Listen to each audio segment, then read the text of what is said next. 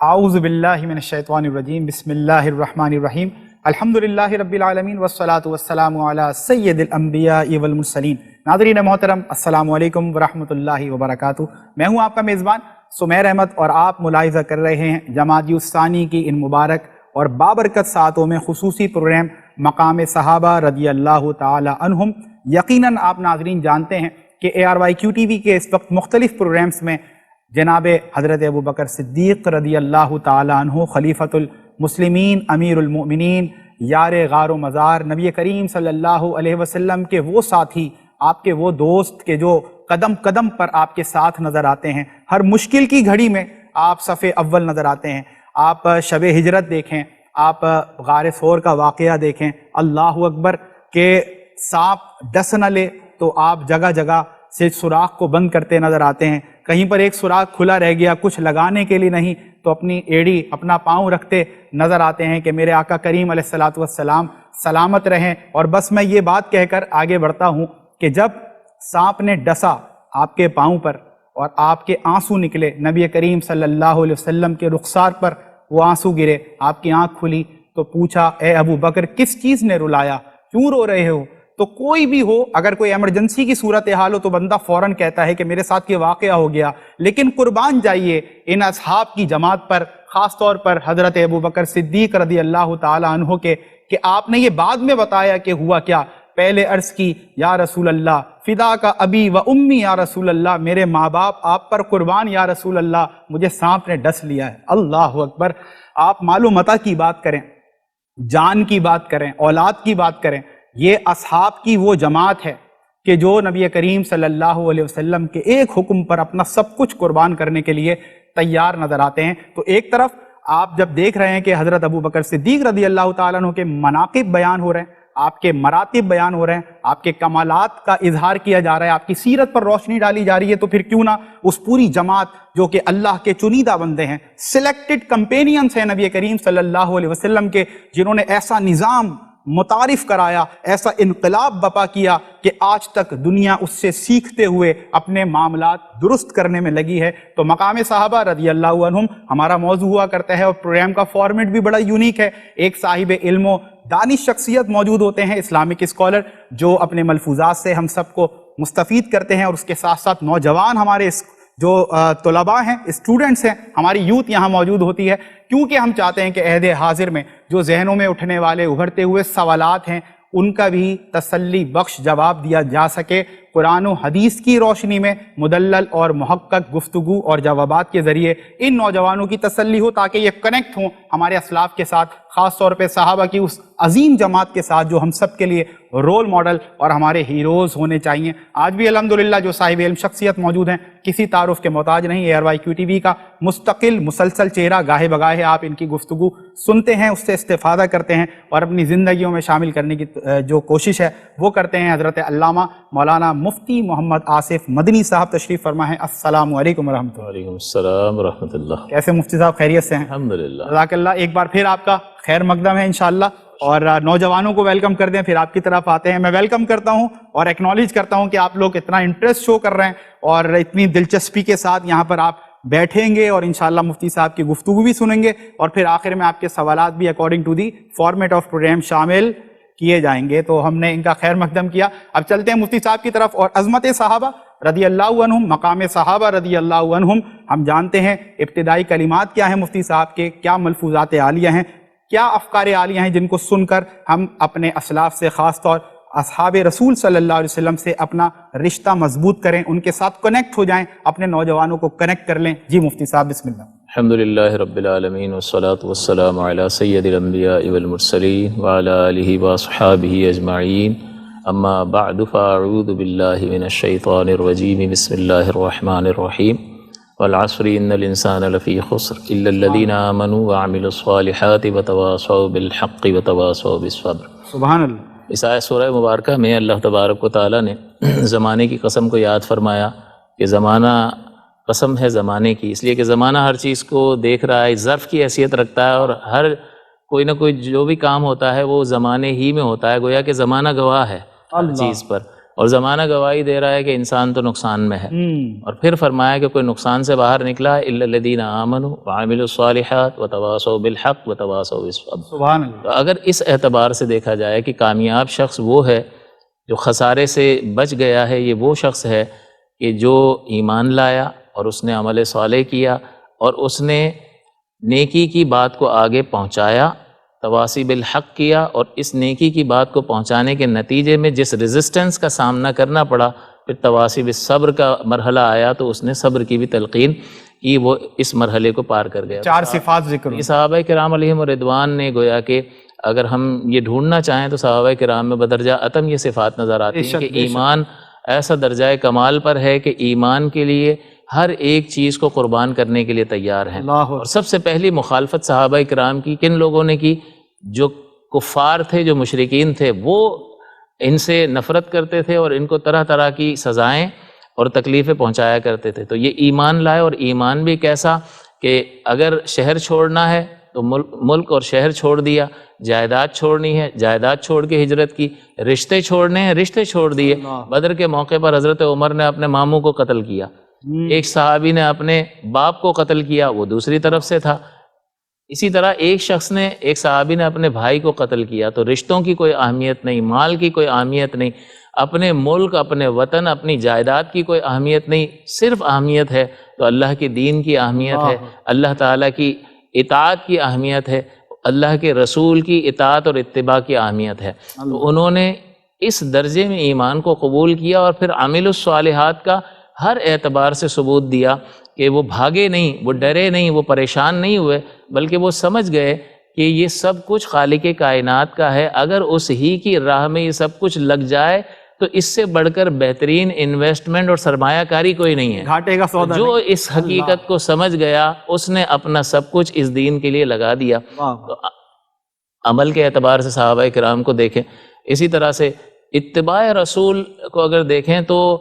گویا کہ حضور کو کچھ کرتا ہوا دیکھتے ہیں اور حضور کی اتباع اور پیروی کرنے لگ جاتے ہیں، چاہے اس کا حکم ارشاد فرمایا ہو یا نہ فرمایا ہو۔ حتیٰ کہ آپ اس درجے میں ایک مثال پیش کر دوں کہ ایک بار حضرت عبداللہ ابن عمر، صحابی رسول حضرت عمر کے صاحبزادے ہیں، ایک جگہ پر اپنی سواری کو گول گول ایک مکان کے گرد گھما رہے ہیں۔ لوگوں نے کہا کہ حضرت یہ کیا مقصد ہے اس کا؟ تو آپ نے فرمایا کہ مقصد مجھے پتہ نہیں ہے کہ میں کیوں ایسا کر رہا ہوں، بس میں نے ایک بار اسی مقام پر حضور کو اپنی سواری یہاں اس طرح سے گھماتے ہوئے دیکھا تھا تو میں بھی گھما رہا ہوں۔ کیا کہنے مفتی صاحب، کیا یعنی وہ نہ حضور نے حکم ارشاد فرمایا، نہ اس امر کی، اس حکم کی وہ حکمت اور ریزن اور فائدے کو جانتے ہیں، بس وہ ایک ہی چیز کو جانتے ہیں کہ اللہ کے رسول کو کرتے ہوئے دیکھا ہے،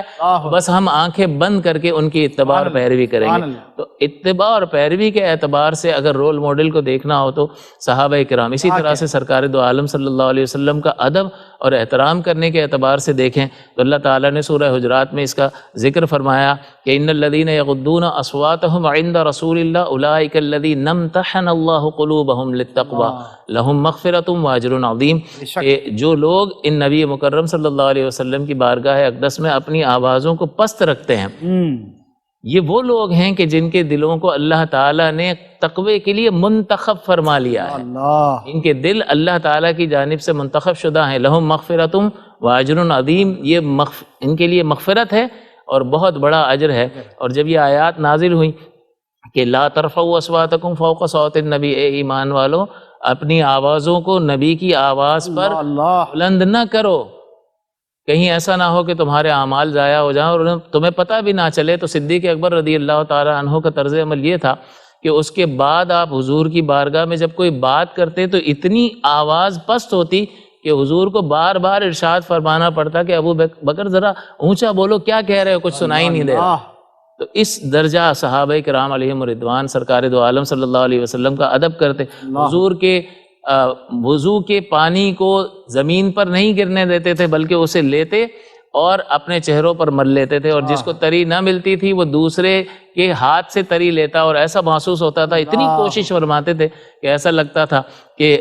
اس پانی کو حاصل کرنے کے لیے کہیں ان کے درمیان جو ہے وہ تلواریں نہ نکل آئیں۔ اسی طرح سرکار دو عالم صلی اللہ علیہ وسلم اپنا مبارک لعاب جب زمین پر ڈالنا چاہتے صحابہ کرام انہیں اپنے ہاتھوں پر لیتے اور اپنے چہروں پر مل لیا کرتے تھے۔ بتاؤ اب کسی کا بھی لعاب یا تھوک کے چھینٹے اگر کوئی چھینک بھی مارے اور ہاتھ نہ رکھے اور اس کی چھینٹیں ہم تک پہنچے تو ہم اس میں کراہت محسوس کرتے ہیں، لیکن اللہ کے پیارے حبیب کے مبارک دہن سے نکلا ہوا مبارک لعاب اور حضور کی محبت میں وہ اس پر اس طرح سے یعنی فدا ہوتے تھے، ہماری جانیں قربان اس وہ اس کو حاصل کرنے کے لیے اس درجے کی کوشش فرماتے اور اپنے چہروں پر مل لیتے۔ اور حضور نے جب بھی برکت کے لیے کسی کھانے میں اپنا لعاب دہن ملایا تو اس لعاب دہن نے جہاں کھانے کو اضافہ کر دیا، اسی طرح سے کنویں میں جو ہے وہ اس کو شیریں کر دیا، اور صحابہ کرام نے بڑا اس کو ایک تبرک کے طور پر اس کو لیتے ہوئے استعمال کیا۔ تو ان صحابہ کرام نے سرکار دو عالم صلی اللہ علیہ وسلم کی اتباع میں کوئی کسر نہیں چھوڑی۔ اور دوسری یہ چیز کہ صحابہ کرام کے حضور صلی اللہ علیہ وسلم کے ادب جو ہے اگر ہمیں ملتا ہے تو صحابہ کرام ہی سے کہ حضور کا ادب کیسا کرنا چاہیے اگر وہ دیکھنا ہے تو صحابہ کرام علیہم رضوان کی اتباع اور پیروی ہی سے ہم اس مقام و مرتبے کو حاصل کر سکتے ہیں۔ تو نہ صرف تقوی اور پرہیزگاری کے اعتبار سے، حضور کی اطاعت اور اتباع کے اعتبار سے، بلکہ سرکار دو عالم صلی اللہ علیہ وسلم کا انتہائی ادب اور احترام کے اعتبار سے صحابہ کرام کا ایک بہت ہی بلند مقام و مرتبہ ہے۔ ماشاءاللہ، outstanding, I have no words مفتی صاحب۔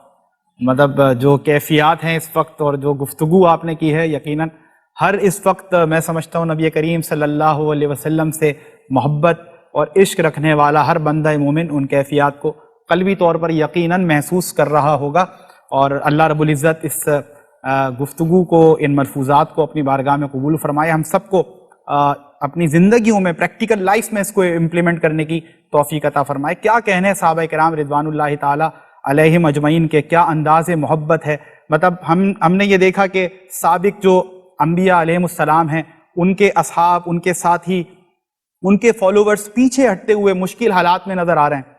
کوئی کٹھن مرحلہ آتا ہے، کوئی مشکل مرحلہ آتا ہے، پیچھے ہٹتے نظر آتے ہیں، لیکن کیا بات ہے میرے آقا کریم علیہ الصلوۃ والسلام کے اصحاب کی کہ آپ کے ایک اشارے پر اپنا سب کچھ، تن من دھن سب کچھ قربان کرنے کے لیے تیار نظر آتے ہیں، صف اول رہتے ہوئے نبی کریم صلی اللہ علیہ وسلم کے ایک اشارے پر اپنا سب کچھ قربان کرنے کے لیے تیار ہیں۔ اللہ رب العزت ہمیں صحابہ کرام رضوان اللہ تعالی علیہم اجمعین کی سیرت سے روشنی حاصل کرتے ہوئے اپنی زندگیوں کو روشن و منور کرنے کی توفیق عطا فرمائے۔ According to the format of the program ہم چلتے ہیں اپنے نوجوانوں کی طرف، طلباء کی طرف، اور جانتے ہیں کہ آج ان کے سوالات کیا ہیں۔ جی آپ میں سے کوئی کوشچن؟ یس، السلام علیکم۔ وعلیکم السلام۔ میرا سوال یہ ہے کہ کیا حضور صلی اللہ علیہ وسلم نے قرآن پاک کی تحریر کے لیے کسی کو مقرر کیا تھا؟ دیکھیں، قرآن عظیم کی حفاظت کا تو ذمہ ویسے اللہ تبارک و تعالیٰ نے لیا، انا نحن نزلنا الذکر وانا لہ لحافظون، کہ ہم ہی نے اس ذکر کو نازل فرمایا ہے اور ہم ہی اس کی حفاظت کرنے والے ہیں۔ تو اس کی حفاظت اللہ تعالیٰ نے اپنے ذمہ کرم پر لی، اور اس کا ظاہری جو سبب نظر آتا ہے وہ حفاظ کرام کے سینے میں اس کا محفوظ ہو جانا، کہ دنیا کی کوئی کتاب ایسی نہیں ہے جس کو حرف بہ حرف جو ہے وہ ایسا شخص یاد کر لے جو اس زبان کو جانتا بھی نہ ہو۔ ہم عربی جانتے نہیں ہیں لیکن ہمارا بچہ اس کو حفظ کر لیتا ہے، اور کتنے سال کا، 5 سال کا، 6 سال کا، 7 سال کا بچہ اس کو حفظ کر لیتا ہے۔ تو یہ اللہ تبارک و تعالیٰ نے جو یہ وعدہ فرمایا، یہ اس کا اہتمام ہے کہ اس ذریعے سے اس نے قرآن عظیم کو دلوں میں محفوظ رکھا، اور یہ آج تک اسی طرح سے محفوظ چلا ہے۔ اسی طرح سے کتابت کے ذریعے اس کو محفوظ کرنے کے لیے سرکار دو عالم صلی اللہ علیہ وسلم نے چند صحابہ کو مقرر فرمایا، اگرچہ وہ زمانہ ایسا تھا کہ یادداشت ہی پر زیادہ ڈیپینڈ ہوتا تھا، اور لوگوں کی یادداشت بہت زبردست ہوتی تھی، پورے اشعار کے دیوان جو ہے وہ لوگوں کو زبانی یاد ہوتے تھے۔ زبان کے عروج کا دور تھا، اسی لیے قرآن عظیم نازل کیا، اور زبان ہی کے ذریعے سے ان کو عاجز کر کے رکھ دیا کہ یہ اب تم اتنے ماہر بنتے ہو، ایسا کمال والا، زبان میں اتنی مہارت رکھتے ہو، ایسا کلام بنا کے دکھا۔ کیا بات ہے! تو وہ نہ لا سکے، اور اللہ تعالیٰ نے، حضور نے اس دور میں جو چند افراد کی کمی تھی لکھنے والوں کی، تو حضور نے ان چند میں سے بعض کو مقرر فرمایا اس وحی کو لکھنے پر، بعض کو احادیث کے لکھنے پر مقرر فرمایا، اور بعض کو جو خط و کتابت ہوتی تھی ان کے لکھنے پر مقرر فرمایا۔ تو جن لوگوں کو حضور نے یہ قرآن عظیم لکھنے پر مقرر فرمایا، ان کو اس اسلامی اصطلاح میں کاتبین وحی کہا جاتا ہے، کہ وحی کو لکھنے والے۔ اگرچہ اس حدیث پر بھی وحی کا اطلاق ہوتا ہے، لیکن جب کاتبین وحی کا کہا جائے گا تو اس سے مراد یہ کہ قرآن عظیم جو ہے اس کو لکھنے والے، تو اس میں حضرت زید بن ثابت ہیں، حضرت ابی بن کعب رضی اللہ تعالیٰ عنہ ہیں، اسی طرح سے حضرت علی کرم اللہ تعالیٰ وجہ الکریم ہیں، حضرت عثمان بن عفان لکھنا پڑھنا جانتے تھے، تعلیمی یافتہ تھے اس دور میں بھی، تو حضرت عثمان بن عفان اور حضرت امیر معاویہ بن ابو سفیان رضی اللہ تعالیٰ عنہم اجمعین ہیں، ان تمام حضرات نے یہ ذمہ داری نبھائی۔ اللہ اکبر، جزاک اللہ، سبحان اللہ۔ اور کوئی کوشچن کرنا چاہتا ہے؟ جی السلام علیکم مفتی صاحب، میرا آپ سے یہ سوال ہے، کیا صحابہ کرام میں مفتی ہوا کرتے تھے؟ کیا صحابہ کرام میں بھی مفتیان کرام ہوا کرتے تھے؟ جی بالکل، صحابہ کرام میں جلیل القدر اصحاب تھے جو بلکہ خود حضور علیہ الصلوۃ والسلام جب نماز قائم فرماتے تھے تو آپ فرماتے تھے کہ میرے قریب جو ہے وہ علماء صحابہ جو ہے میرے قریب کھڑے ہوں، تو حضور جو ہے ان کو زیادہ قریب فرمایا کرتے تھے۔ تو بالکل سرکار دو عالم صلی اللہ علیہ وسلم کے دور اقدس میں بھی، اور حضور ویسے تو سرکار دو عالم کی ذات اقدس موجود تھی، لیکن جب بھی حضور نے صحابہ کرام کو کہیں بھیجا ہے تو پھر انہوں نے اپنے طور پر فیصلے فرمائے۔ حضرت معاذ بن جبل کو بھیجا تو فرمایا معاذ کیسے فیصلہ کرو گے؟ حضور قرآن سے فیصلہ کروں گا، اگر نہ پاؤ تو یوں نہیں فرمایا قرآن میں نہیں ہوگا تو، قرآن میں ہوگا تمہیں نہیں ملے گا تو، تمہیں نہ ملے تو حکمت، تو حضور آپ کی سنت سے استدلال کروں گا، اگر نہ پاؤ تو حضور پھر میں اجتہاد کروں گا، اپنے اجتہاد سے فیصلہ کروں گا۔ تو حضور صلی اللہ علیہ وسلم نے ان کے سینے پر ہاتھ مارا اور آپ خوش ہوئے اور آپ نے اللہ کا شکر ادا کیا کہ اللہ کا شکر ہے کہ اللہ تعالیٰ نے اپنے رسول کے